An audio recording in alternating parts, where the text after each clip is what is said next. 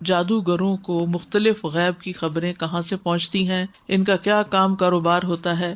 تو جادو جادوگر اور شیطان کے درمیان ہونے والے ایک معاہدے کا نام ہے۔ جادوگر اور شیاطین کا باہمی تعلق اس روایت سے واضح ہوتا ہے۔ یہ روایت جو ہے صحیح بخاری میں موجود ہے۔ ابو ہریرہ کہتے ہیں کہ بے شک اللہ کے نبی صلی اللہ علیہ وسلم نے فرمایا، جب اللہ سبحانہ وتعالی آسمان پر کسی بات کا فیصلہ کرتے ہیں تو فرشتے اللہ کے فیصلے کو سن کر جھکتے ہوئے عاجزی سے اپنے بازو پڑپڑاتے ہیں، یعنی اللہ سبحانہ وتعالی سے حکم لے کر عاجز ہوتے ہیں، جھک جاتے ہیں اور کانپنے لگتے ہیں ایک طرح سے، گویا کہ صاف پتھر پر لوہے کی زنجیر کھینچی جا رہی ہو۔ یعنی فرش کے اوپر اگر زنجیر کھینچ رہے ہوں تو جس طرح کی آواز آتی ہے اسی طرح کی ان کے پڑپڑانے سے آواز آتی ہے۔ پھر جب ان کے دلوں سے گھبراہٹ دور ہوتی ہے تو وہ آپس میں پوچھتے ہیں کہ تمہارے رب نے کیا فرمایا، یعنی کیا بات ہوئی تھی، کنفرم کرنے کے لیے، حالانکہ خود بھی سن چکے ہوتے ہیں۔ وہ کہتے ہیں کہ حق بات کا حکم فرمایا اور وہ بلند و برتر ہے۔ پھر ان کی یہی گفتگو چوری چھپے سننے والے شیاطین بھی سن لیتے ہیں جو وہاں پہنچے ہوئے ہوتے ہیں آسمانوں پہ۔ پھر وہ شیاطین کو ایک بات سن کر اپنے نیچے والے کو بتاتے ہیں، پھر وہ دوسرا اپنے نیچے والے کو، اور اس طرح وہ کلمہ ساحر یا کاہن تک پہنچ جاتا ہے، اور وہ انہوں نے سنا ہوتا ہے فرشتوں کی زبان سے۔ جو دنیا میں کوئی چیز ہونے والی ہوتی ہے یا کسی خاص انسان کے بارے میں کوئی حکم آ جاتا ہے، اس کی موت کا یا کسی تبدیلی کا، کبھی تو ایسا ہوتا ہے کہ اس سے پہلے کہ وہ کلمہ اپنے نیچے والے کو بتائیں آگ کا گولا انہیں آ دبوچتا ہے۔ شہاب ثاقب جس کا ذکر قرآن مجید میں آپ پڑھ چکے ہیں، وہ شہاب ثاقب اس کو جا پڑتا ہے اور وہ جن وہیں بھسم ہو جاتا ہے۔ اور کبھی ایسا ہوتا ہے کہ جب وہ بتا لیتے ہیں تو آگ کا انگارہ ان پر پڑتا ہے۔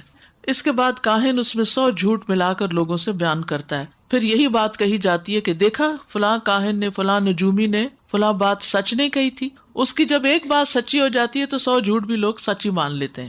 اسی ایک کلمے کی وجہ سے جسے آسمان پر شیاطین نے سنا تھا، لوگ کاہنوں اور ساحروں کی بات کو سچا گرداننے لگتے ہیں۔ وہ کہتے ہیں کہ یہ بالکل سچی بات تھی۔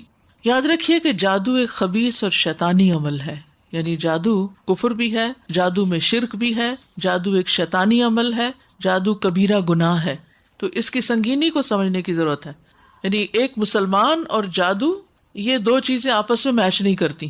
یہ شرک بھی ہے، یہ کفر بھی ہے، یہ کبیرہ گناہ بھی ہے، اور یہ خبیث عمل ہے، اور یہ شیطانی عمل ہے۔ اس لیے اس سے بچنے کی ضرورت ہے۔ اگر کسی کو آؤٹ آف کیوریوسٹی بھی سیکھنے کا شوق ہو تو ایسی چیزوں سے بالکل دور رہنا چاہیے اور سیکھنا بھی نہیں چاہیے۔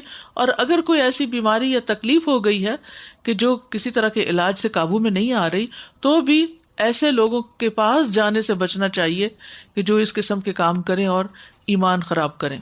اب جادوگر شیطانوں کو کس طرح انوالو کرتے ہیں؟ وہ پہلے ان کی باتیں مانتے ہیں، ان کے غلط حکم مانتے ہیں۔ وہ شرک کرنے کو کہتے ہیں تو یہ شرک کرتے ہیں، اور وہ غلط قسم کی باتیں نعوذ باللہ اللہ تعالیٰ کے بارے میں یا اور اسی طرح پیغمبروں کے بارے میں یا دین کے بارے میں یا دین والوں کے بارے میں کرنے کو کہتے ہیں تو وہ ویسے ہی کرتے ہیں، کیونکہ اس کے بغیر وہ بات نہیں مانتے۔ یعنی پہلے وہ اپنی منواتے پھر اس کے بعد کام کر کے دیتے ہیں۔ تو بعض لوگ ہوتے ہیں نا، وہ کہتے ہیں فلاں عامل ہے، اس کے پاس موکل ہے اور اس کے ذریعے ہم فلاں اور فلاں کام کروا سکتے ہیں۔ تو اس سے بچنا چاہیے، کیونکہ وہ کس طرح کام لیتے ہیں، یعنی ایک معاہدہ ہوتا ہے دو طرفہ کہ تم ہماری یہ بات مانو پھر ہم تمہاری یہ بات مانیں گے، اور تم ہماری کیا مانو، نعوذ باللہ اللہ کو گالیاں دو مثلا، تو وہ کیا ہے، وہ اس کو پھر دینی پڑتی ہیں، اس کے بغیر وہ ہاتھ نہیں آتا، اور پھر وہ اسی طرح غلط طریقے اختیار کرتے ہیں۔ بعض اوقات آیات قرآنی کو پیریڈز کے خون یا کسی اور نجاست، پیشاب وغیرہ سے لکھتے ہیں، اسی لیے کہتے ہیں کہ جو پیڈز ہوتے ہیں ان کو پراپرلی ویسٹ کرنا چاہیے، خصوصاً اگر ان کے اوپر فریش بلڈ ہو تو ان کو ایسے ہی تھرو نہیں کرنا چاہیے، یا تو اس کو پانی کے نیچے تھوڑا کر دیں، یا پھر یہ ہے کہ سارے ملا کے ان کو جلا دیں یا کسی بھی طرح ان کو ڈسٹرائے کریں، ان کو ایسے کھلا نہ چھوڑ دیں، کیونکہ جنات یا جادوگر کسی طریقے سے یہ خون حاصل کرتے ہیں اور پھر ان سے وہ آیات لکھتے ہیں۔ اب یہ آیات کی کس قدر بڑی توہین ہے، جب وہ یہ کام کرتے ہیں تو پھر وہ جن ان کے قابو میں آتے ہیں۔ پھر بعض اوقات قرآنی آیات کو پاؤں کے نیچے لکھتے ہیں، کبھی قرآن مجید کو پاؤں سے باندھ کر بیت الخلاء میں جاتے ہیں، بغیر وضو کے نماز پڑھتے ہیں، اللہ کا نام لیے بغیر جانور ذبح کرتے ہیں، اور شیطان کے بتائے ہوئے جگہ پر جا کر پھینکتے ہیں اس گوشت کو۔